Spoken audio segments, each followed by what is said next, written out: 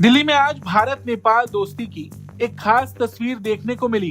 दिल्ली में नेपाल के सबसे चर्चित नेताओं में से एक और राष्ट्रीय स्वतंत्र पार्टी के अध्यक्ष रवि लामिछाने का ऐसा स्वागत हुआ जिसने सबका ध्यान अपनी ओर खींच लिया। जैसे ही रवि लामिछाने अपने प्रतिनिधिमंडल के साथ बीजेपी मुख्यालय पहुंचे, वहां मौजूद पार्टी कार्यकर्ताओं ने उनका जोरदार स्वागत किया। फूलों से वर्षा की गई और बकायदा ढोल नगाड़े के साथ उनका स्वागत किया गया। पूरे परिसर में उत्साह का माहौल था और ऐसा लग रहा था कि भारत इस स्वागत के साथ नेपाल से अपनी मित्रता का संदेश दे रहा हो।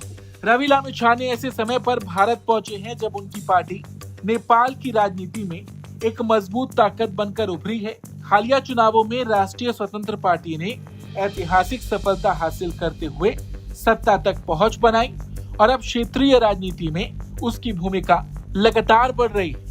वहीं बीजेपी मुख्यालय में स्वागत के बाद रवि लामिछाने की भारतीय जनता पार्टी के अध्यक्ष नितिन नवीन के साथ बैठक हुई। ये मुलाकात कई मायनों में खास मानी जा रही है क्योंकि नेपाल की सत्तारूढ़ पार्टी और भारत के बीच औपचारिक राजनीतिक संवाद की ये एक अहम शुरुआत है। बैठक के दौरान दोनों नेताओं के बीच संगठन निर्माण, लोकतांत्रिक प्रक्रियाओं, जनसंपर्क अभियानों और राजनीतिक अनुभवों के आदान प्रदान जैसे विषय पर चर्चा हुई।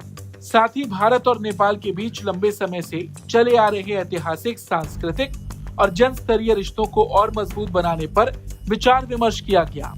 और यहाँ पर हम आपको एक और बात बता दें, ये दौरा ऐसे वक्त में हुआ है जब लिपुलेख को लेकर नेपाल की तरफ से लगातार बयान सामने आ रहे हैं और सीमा से जुड़े मुद्दों पर बहस छिड़ी हुई। नेपाल में नई सरकार बनने के बाद, बालेन शाह के प्रधानमंत्री बनने के बाद लगातार भारत के खिलाफ बयानबाजी तेज हुई। लिपुलेख को लेकर लगातार नेपाली पीएम के बयान भी सामने आए।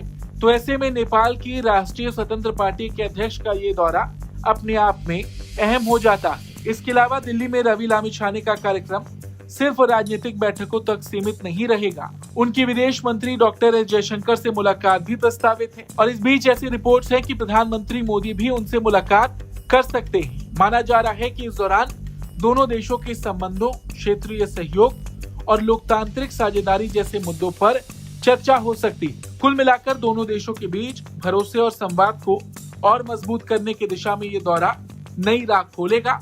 और साथ ही साथ आपको ये भी बता दें कि नेपाल में नई सरकार बनने के बाद पहली बार कोई नेपाल का बड़ा नेता भारत के दौरे पर है। Bureau report, Bharat.